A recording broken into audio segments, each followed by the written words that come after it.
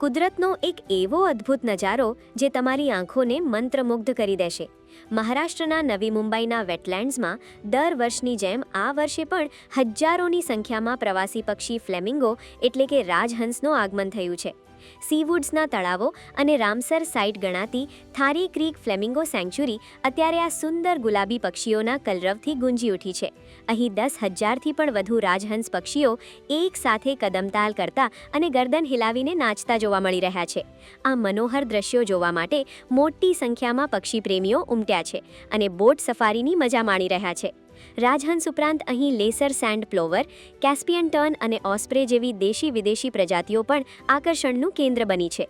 જો કે આ પક્ષીઓના આવાસ નજીક પ્રસ્તાવિત ગોલ્ફ કોર્સ પ્રોજેક્ટ અને પાણી પુરવઠો રોકાવાને કારણે પર્યાવરણવિદોમાં ચિંતા પણ જોવા મળી રહી છે. મહત્વની બાબત એ છે કે ચોમાસું શરૂ થાય ત્યાં સુધી આ ગુલાબી મહેમાનો અહીં જ રોકાશે.